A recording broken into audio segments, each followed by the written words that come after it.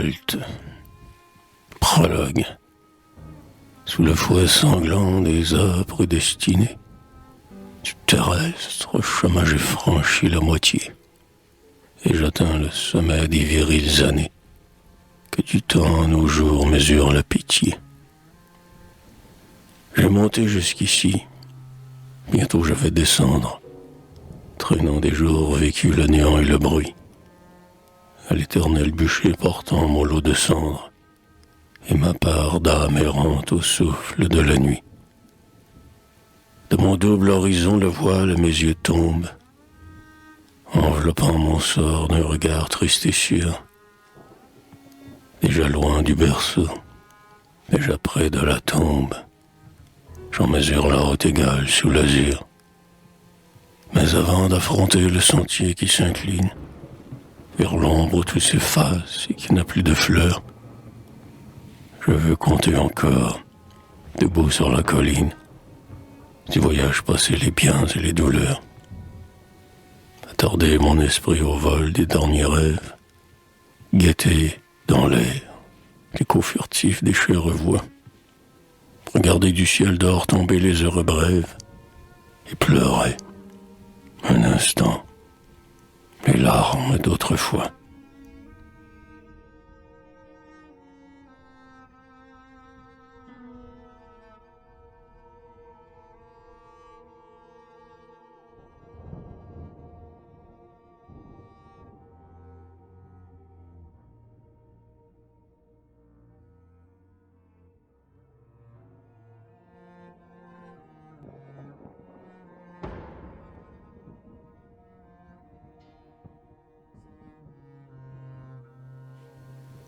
Voici la maison calme, aux murailles fleuries, où du premier foyer j'ai connu la douceur, où j'appris le sourire à des lèvres chéries, où mes parents vivaient, où grandissait ma sœur. Pensive et par la mort, avant l'heure, touchée, ma mère y promenait un regard soucieux, et, comme un lit d'argent, sur nos têtes penchées, les baignait de rosée en nous parlant des cieux. Mon père, un des élus que la justice affame, plein du deuil à venir en cachait le linceul, mais gardait dans son cœur des tendresses de femme, pour le jour où sur nous il allait veiller seul. Que tous deux étaient doux, nous protégeant ensemble, que celui qui resta sut remplacer l'absent, qu'ils ont bien mérité le tombeau qui rassemble dans l'éternelle paix où le juste descend. Ô vous qui de nos jours avez tendu la trame, hôte dont la tendresse emplissait la maison, ouvriers de l'argile où s'est pétrie notre âme, vous seuls, vous nous aimez d'un cœur sans trahison.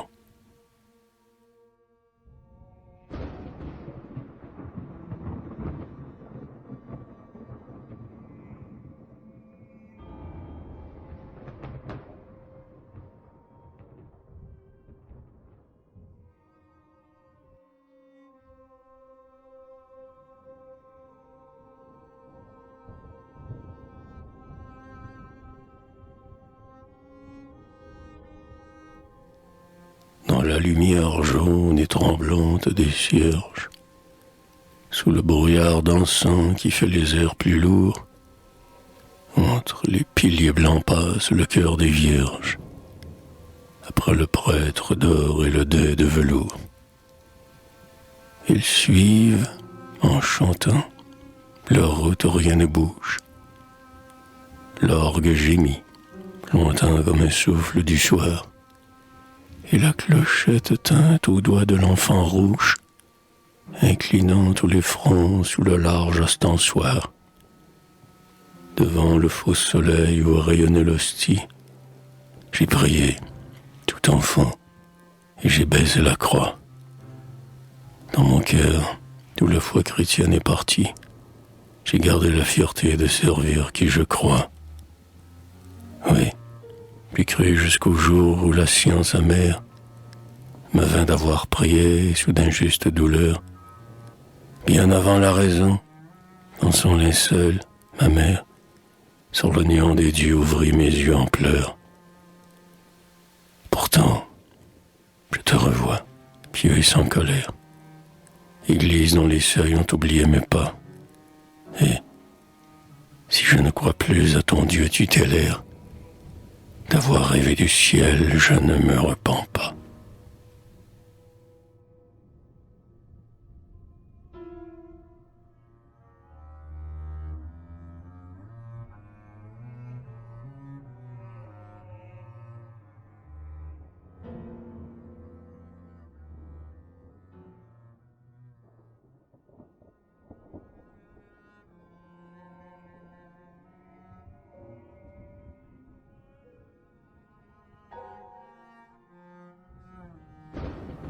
Je sais encore ton nom, femme qui est la première, fit tressaillir mon être au toucher de ta main.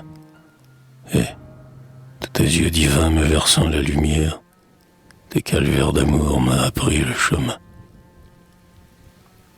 Alors même qu'aux cieux, où l'ombre tend ses toiles, du stellaire printemps s'ouvre la floraison, le vieux pasteur debout sur le champ des étoiles se souvient de Vespère montant à l'horizon. D'autres astres ont lui dans le ciel de ma vie, perçant de flèches d'or l'ombre où dormait mon cœur. Sur ta route de feu bien d'autres t'ont suivi, sans distraire mes yeux de ton éclat vainqueur.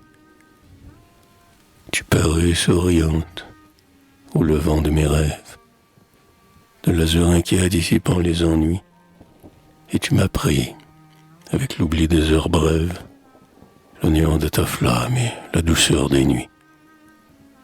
Ah, ton premier baiser m'a laissé la morsure, par où, jusqu'à la mort, je sens couler mon sang, et les autres m'ont fait que creuser la blessure, ouverte par ta main cruelle, dans mon flanc.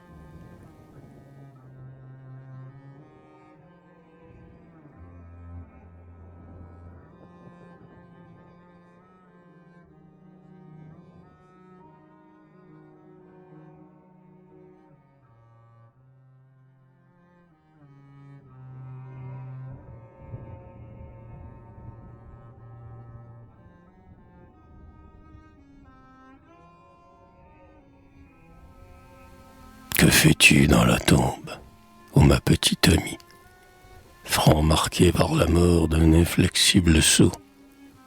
Sous mes baisers en pleurs, pauvre enfant endormi, que j'ai mis au linceul comme dans un berceau. Vers ton cruel déclin par un rêve guidé, portant dans tes yeux clairs des pensées surhumains. Dans le chemin des fleurs, tu t'étais attardé, et la nuit te surprit des roses dans les mains. Rien de toi ne semble descendre sous la terre. Tes beaux regards éteints, tes longs cheveux coupés, je te cherche ailleurs qu'au tertre solitaire, où montent les grands lys par l'aurore trempée. Ton âme s'est enfuie avec un frisson d'aile, et ton cœur a fleuri dans les lys des automnes. La mort, comme l'hiver, nous prend des hirondelles, mais pour les ramener, il n'est pas de printemps. Comme un hôte des cieux, je t'avais respecté, et, ne voyant en toi que l'être qu'on défend, à genoux, je t'avais au tombeau disputé, sans être père, hélas, j'ai perdu mon enfant.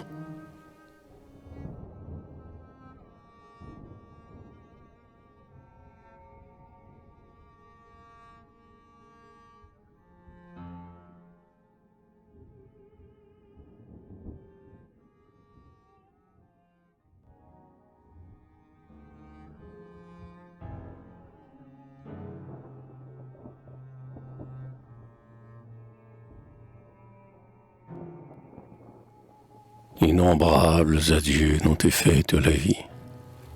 Les plus durs ne sont pas ceux qu'on dit aux mourants. J'ai vu fuir loin de moi celle que j'ai servie, d'un cœur fidèle et doux, comme l'eau des torrents, avec mes vains espoirs emportants dans sa course, tous les champs de la rive et tout l'azur des cieux. Et mes rêves sacrés, notre vie dans la source, et me laissant meurtrir dans l'air silencieux. Je ne la maudis pas. Dans l'ombre tout s'efface, quelque chose en moi, lui, qui d'elle m'est resté. J'ai connu la lumière et l'éclat de sa face, et ses yeux triomphants m'ont appris la clarté. Je lui dois d'avoir fait, dans mon âme rebelle, surgir des autels d'or et brûler des encens, car j'ai conçu les dieux en la voyant si belle, et j'ai dans l'infini tenté les voiles puissants. Au vent des jours amers roulés comme le sable, sans merci le destin sous ses pas m'ont jeté. Si tout ne périt pas dans l'homme périssable, j'ai mis dans cet amour ma part d'éternité.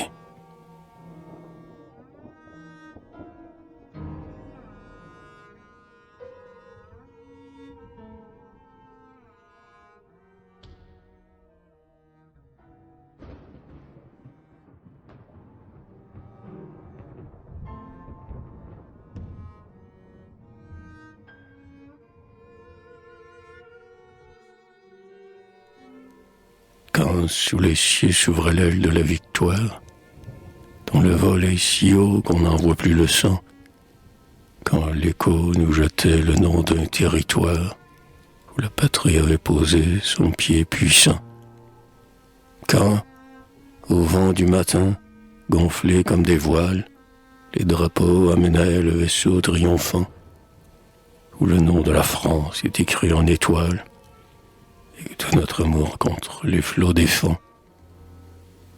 Quand les jours de bataille étaient des jours de fête, semblant, en traits de feu, l'un à l'autre s'unir, et que la grande voix du canon semblait faite pour chanter notre gloire au siècle à venir. Sur leur chemin fleuri quand la foule est perdue, saluait le retour poudreux des escadrons. J'ai senti son ivresse en mon cœur descendu et mêlé mon haleine au souffle des clairons. Aux rumeurs de la ville éclaboussant la plaine, innombrable défi des cœurs audacieux. De quel orgueil sacré ma poitrine était pleine, quand tous criaient « La France est grande sous les cieux ».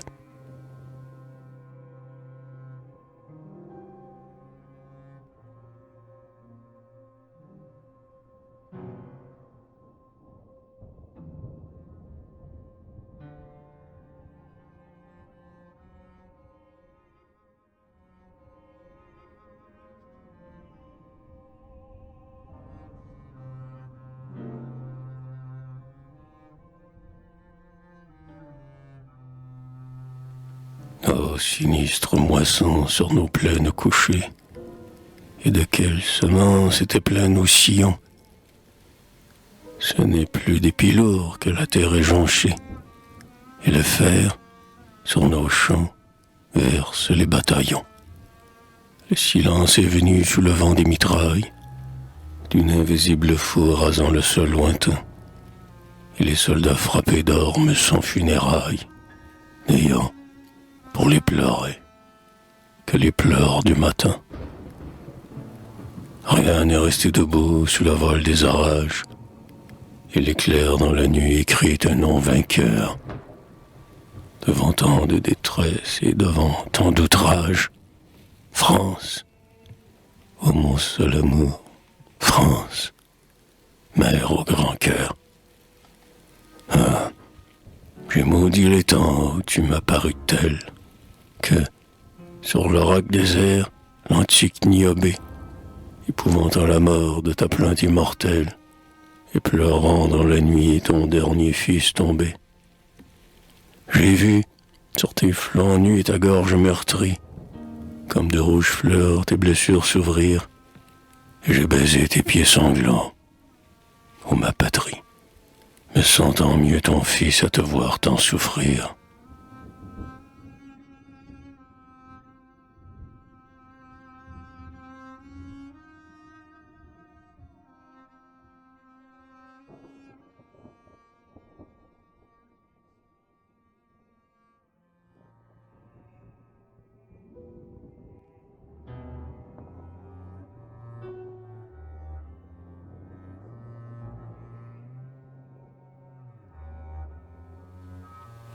flamme d'un lourd creuset rouge encore déflambé. L'or tiède du couchant s'évapore dans l'air, et des heures du jour dans l'océan tombé emportent le bruit grave et doux dans le ciel clair. Pour les enfantements de l'aurore prochaine, la terre se recueille au bord du firmament, et les germes obscurs de la rose et du chêne, dans ses flancs assoupis, montent confusément. Des ferments indomptés, la tâche recommence, et des sucres rafraîchis se rouvrent le chemin. La nuit, devant ses pas, égrène la semence de tout ce qui sera la gloire de demain. Cette heure tranquille est une heure sacrée, dont le mystère est fait des secrets éternels, auxquels la mort commande et la vie est livrée, où le souffle s'échange aux êtres fraternels. Sous ces enivrements, que de fois, pour nature, j'ai rêvé de mourir et par un soir d'été, de descendre à mon tour, ainsi qu'une pâture, au flanc vorace si doux qui m'avait enfanté.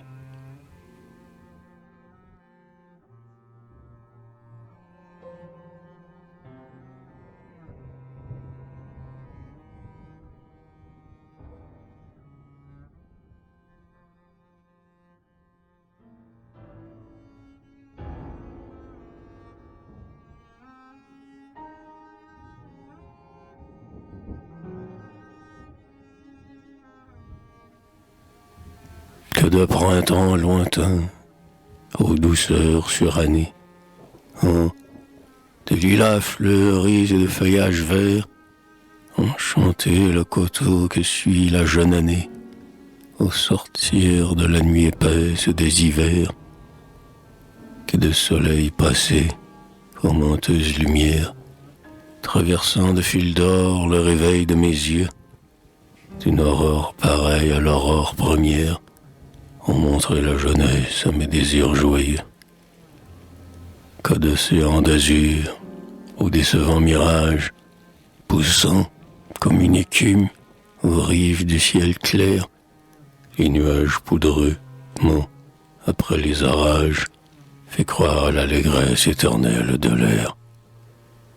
Que de chansons d'oiseaux, airs qu'un souffle balance, jetant au vent léger la tendresse des nids, m'ont appris que l'amour a vaincu le silence et réveillé le cœur des serments infinis. Que de fois j'ai rêvé, dans mon âme soumise, qu'une aube et qu'un printemps jamais radieux faisaient descendre enfin sur nous la paix promise et réconciliaient les choses et les dieux.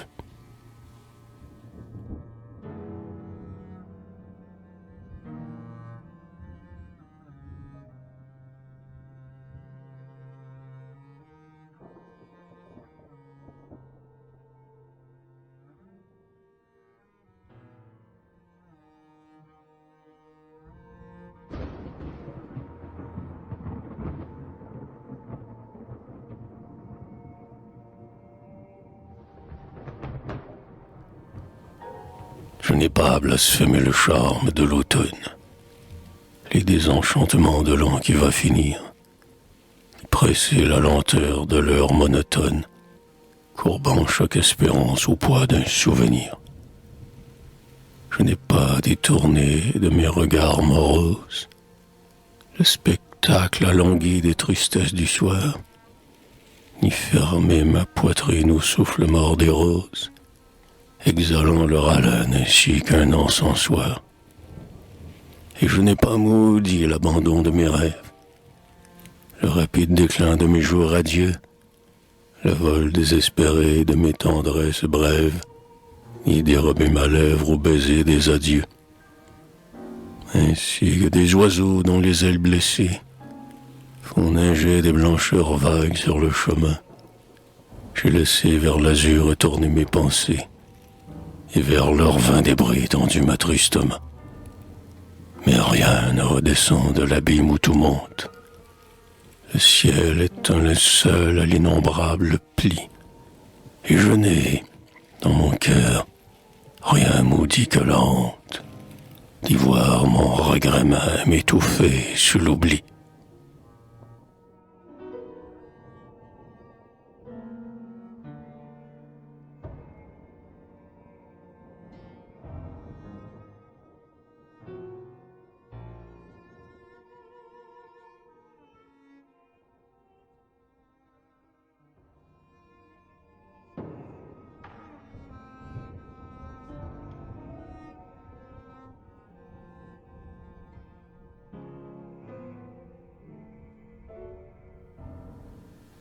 Épilogue.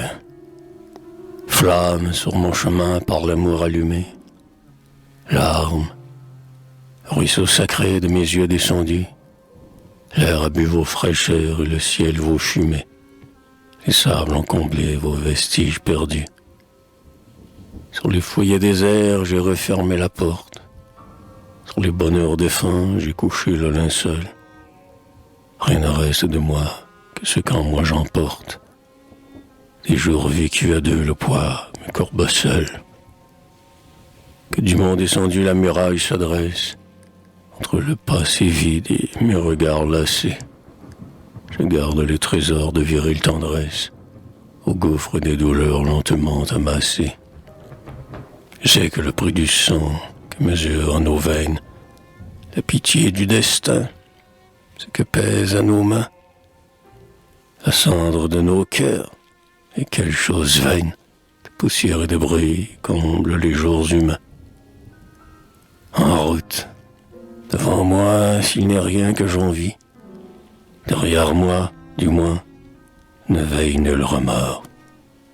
En route, connaissant le néant de la vie, d'un pas ferme, j'ai pu descendre vers la mort.